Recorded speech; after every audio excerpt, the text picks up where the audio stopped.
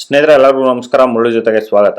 ನೋಡಿ, ಇವತ್ತು ತಿರುಮಲ ಕ್ಯಾಟರರ್ಸ್ ಕಡೆಯಿಂದ ಆಲೂಗಡ್ಡೆ ಪಲ್ಯ ಮಾಡ್ತಾ ಇದ್ದಾರೆ. ಇದು 2000 ಜನಕ್ಕೆ ಆಲೂಗಡ್ಡೆ ಪಲ್ಯ ಮಾಡ್ತಾ ಇದ್ದಾರೆ. ಈಗ ಬನ್ನಿ ನೋಡೋಣ ಇವರು ಆಲೂಗಡ್ಡೆ ಪಲ್ಯ ಇವರು ಯಾವ ರೀತಿ ಮಾಡ್ತಾರೆ ಅಂತ ಬಿಟ್ಟು ತೋರಿಸ್ಕೊಡ್ತೀನಿ. ಪಲ್ಯ ಮಾಡೋದಕ್ಕೆ ಎಣ್ಣೆ ಹಾಕೊಂಡು ಈಗ ಉದ್ದಿನಬೇಳೆ ಹಾಕೊಂಡಿದ್ದಾರೆ. ನೋಡಿ, ಒಂದು 3 ಇಂದ 4 ಹಿಡಿಯಷ್ಟು ಉದ್ದಿನಬೇಳೆ, ಮತ್ತೆ ಅದರಲ್ಲೇ ಸ್ವಲ್ಪ ಡಾಲ್ಡಾ ಹಾಕೊಂಡಿದ್ದಾರೆ. ಒಂದು ಅರ್ಧ ಕೆಜಿ ಡಾಲ್ಡಾ, ಅರ್ಧ ಲೀಟರ್ ಅಷ್ಟು ಎಣ್ಣೆ. ನೋಡಿ, ಕಡಲೆಬೇಳೆ ಒಂದು 2 ಹಿಡಿ, ನೋಡಿ 2 ಕೈಯಲ್ಲಿ 2 ಸತಿ ಹಾಕೊಂಡಿದ್ದಾರೆ.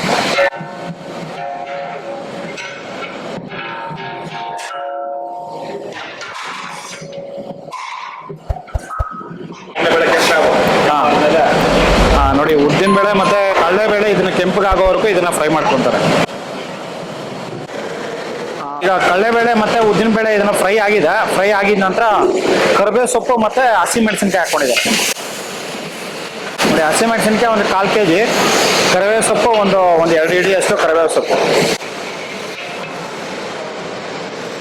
ಹಸಿಮೆಣಸಿನಕಾಯಿ ಹಾಕಿದ ನಂತರ ಇದರಲ್ಲಿ 10 ಕೆಜಿ ಅಷ್ಟು ಈರುಳ್ಳಿ ಹಾಕೊಂಡಿದ್ದಾರೆ. ಈರುಳ್ಳಿ ಹಾಕೊಂಡು ಈಗ ಫ್ರೈ ಮಾಡ್ತಾ ಇದ್ದಾರೆ.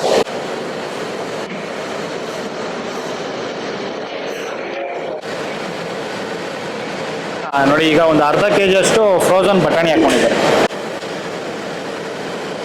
ನೋಡಿ, ಸ್ವಲ್ಪ ಅರಿಶಿಣ ಪುಡಿ, ಒಂದು 2 ಟೀ ಸ್ಪೂನ್ ಅರಿಶಿಣ ಪುಡಿ ಹಾಕೊಂಡಿದ್ದಾರೆ. ಈಗ ಕಲ್ಲುಪ್ಪು ಹಾಕೊಂತ ಇದ್ದಾರೆ. 2 ಹಿಡಿ ಕಲ್ಲುಪ್ಪು.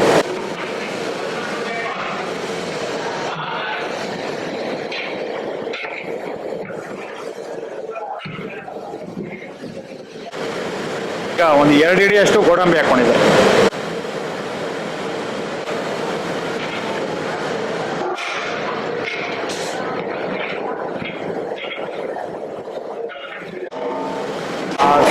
ನೋಡಿ, ಈಗ ಈರುಳ್ಳಿ ಎಲ್ಲ ಫ್ರೈ ಆಗಿದೆ. ಲೈಟಾಗಿ ಫ್ರೈ ಆಗಿದ ನಂತರ ಈಗ ಹುಣಸೆಹಣ್ಣು ಹುಳಿ ಹಾಕೊಂಡಿದ್ದಾರೆ. ಹುಣಸೆಹಣ್ಣು ಹುಳಿ ಜಸ್ಟ್ ಒಂದು 1/4 ಲೀಟರ್ ಅಷ್ಟು ಹುಣಸೆಹಣ್ಣು ಹುಳಿ. ನೋಡಿ, ಈಗ ಕೊತ್ತಂಬರಿ ಸೊಪ್ಪು ಹಾಕ್ಕೊಂತ ಇದ್ದಾರೆ. ಒಂದು 2 ಹಿಡಿಯಷ್ಟು ಕೊತ್ತಂಬರಿ ಸೊಪ್ಪು.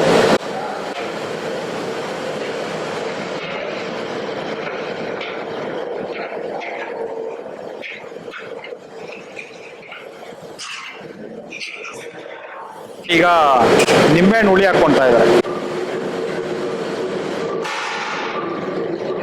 ನಿಂಬೆಹಣ್ಣು ಹುಳಿ ಒಂದು 10 ರಿಂದ 12 ನಿಂಬೆಹಣ್ಣು ಹುಳಿ ಹಾಕೊಂಡಿದ್ದಾರೆ.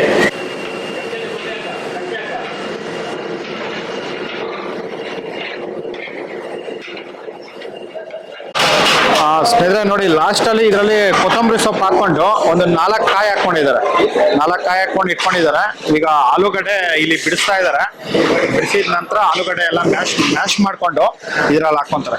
ಇದರಲ್ಲಿ ಹಾಕೊಂಡು ಮಿಕ್ಸ್ ಮಾಡಿಕೊಂಡ್ರೆ ಆಲೂಗಡ್ಡೆ ಪಲ್ಯ ಅನ್ನೋದು ರೆಡಿ ಆಗುತ್ತೆ. ಆಲೂಗಡ್ಡೆ ಪಲ್ಯ ಎಲ್ಲ ರೆಡಿ ಮಾಡಿ ಇಟ್ಕೊಂಡಿದ್ರಲ್ಲ, ರೆಡಿ ಮಾಡಿ ಇಟ್ಕೊಂಡಿರೋದ್ರಲ್ಲಿ ಈಗ ಆಲೂಗಡ್ಡೆ ಎಲ್ಲ ಬಿಡಿಸ್ಕೊಂಡು ಇನ್ನು ಮ್ಯಾಶ್ ಮಾಡಿ ಇದ್ರಲ್ಲಿ ಹಾಕೊಂಡು ಈಗ ಮಿಕ್ಸ್ ಮಾಡ್ಕೊಂಡಿದ್ದಾರೆ. ನೋಡಿ, ದೋಸೆಗೆ ಆಲೂಗಡ್ಡೆ ಪಲ್ಯ ಅನ್ನೋದು ರೆಡಿ ಆಗಿದೆ.